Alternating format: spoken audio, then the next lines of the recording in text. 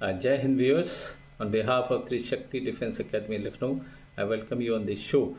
I am major general S Singh. आज हम बात करने जा रहे हैं एक ऐसे सिचुएशन की जो कि हमारे पड़ोसी देश यानी कि बांग्लादेश के बारे में। Now what has been happening there in Bangladesh, you all are aware. मैंने पहले भी हमने अपने चैनल के माध्यम से एक दो वीडियोस बनाए हैं। I am quite sure you would have gone through दो।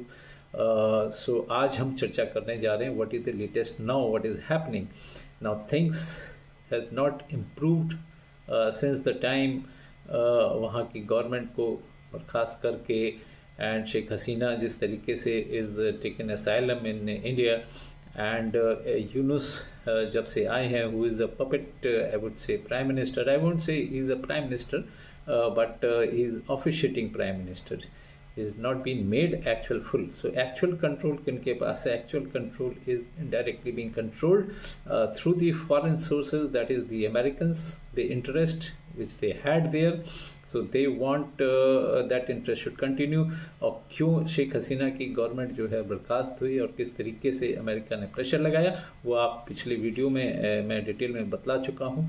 उसको I will not like to repeat again. Hence, let's see what is the current situation. Now there is two things are happening in Bangladesh. सबसे पहला तो ये है कि शेख हसीना यानी कि अवामी लीग की जो पार्टी है उसके खिलाफ यूनिस की जो पार्टी है, they are so much against that कि जिस पार्टी ने जिन शहीदों ने एक तरीके से आज़ादी दिलवाई बांग्लादेश को, or for that matter any country who forgets their own freedom fighters and who hate their freedom fighters, उनका नामो निशान तक नहीं देखना चाहते हैं, that country आप सोच सकते हैं कि उनकी क्या हालत हो सकती है। and that is what is happening in Bangladesh. so जहाँ भी उनको शेख मुजीबुर रहमान और अवामी लीग के जितने भी सेट्स हैं या फ़ोटोज़ हैं या इमेजेस हैं, उनकी लाइब्रेरीज़ हैं, म्यूज़ियम्स हैं, सब जगह वो तबाही कर रहे हैं। और दूसरी चीज़ हो रही है कि हिंदुओं पे अत्याचार, the minorities. As you know the Hindus are just about, जब आज़ादी मिली थी बांग्लादेश को 71 में, almost 32% were Hindus there. As on date just about 7.5 to 8% सिर्फ हिंदूज़ रह गए हैं। तो ये सब हिंदूज़ गए कहाँ? That means they have been either converted और they have been killed. So ये अत्याचार ऑलरेडी इतने सालों से 50 सालों से चल रहा था वहाँ पे, but of course it was at a very slow pace and now it has picked up in a mass scale. यानी कि वहाँ के जितने भी जो सरकार है और जो people who are supporting the party who is supporting the Yunus, now they are the one who are creating all this and minorities के खिलाफ, चाहे हिंदुओं के टेम्पल्स हों, चाहे हिंदुओं के घर हों, वो जलाए जा रहे हैं। Conversion is on, mass rapes होते हैं, मर्डर्स हो रहे हैं हिंदुओं के। So this is what is happening in this thing and I would say कि वो हालात अगर आप कंपेयर करें with what was there before Bangladesh was formed in 1971, almost same हालात आज की तारीख में हैं। एक वो टाइम था जब ऑलमोस्ट 1 करोड़ वर्थ रिफ्यूजीज़ इंडिया में आ गए थे, तो and we had gone for war against Pakistan. उस वक्त यहाँ पे ईस्ट पाकिस्तान था। क्यों? क्योंकि we were not able to support this many refugees and plus वहाँ की अवामी लीग जो कि मुक्ति बाहिनी सेना बनाई गई थी भारतीय सेनाओं के द्वारा, भारत के द्वारा, and that is how Bangladesh got independent, because jointly उन्होंने उनके साथ दिया, उन्होंने उनकी लड़ाई करी एंड बाकी एक हिस्ट्री है वो आप सब लोग जानते हैं कैसे बांग्लादेश बना था 1971 वॉर। नाउ आज भी हालात वही हैं कि large number of refugees are coming into India. वहाँ के जो लोकल्स हैं जो इंडिया को सपोर्ट करते हैं उनके ऊपर अत्याचार हो रहे हैं। Sorry, I beg you pardon.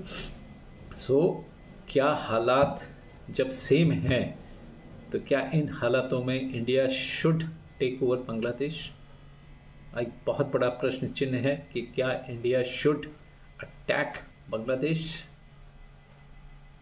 Bangladesh is such a small country, I would say.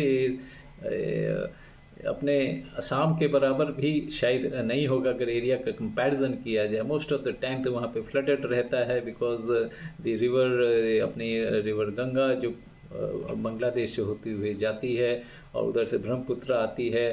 तो ये 2/3 आई वुड से इलाका तो जनरली जो है रिवर राइन टेरेन है और मानसून के टाइम में जनरली फ्लडेड ही रहता है। I mean this is the state.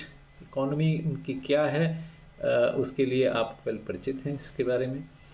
So can Bangladesh fight India? Not at all, not at all. एक चींटी के बराबर आई वुड से उनकी फौज है, उनकी स्ट्रेंथ, फौज नहीं बोलूँगा मैं, बोलूँगा strength, the fighting capability. If India just turns the barrels of the guns towards Bangladesh, Bangladesh आज घुटनों पर आ जाएगा। लेकिन एक देश, छोटा सा देश, एक तरीके से is trying to show eyes to India. Bangladesh is surrounded from all sides by India.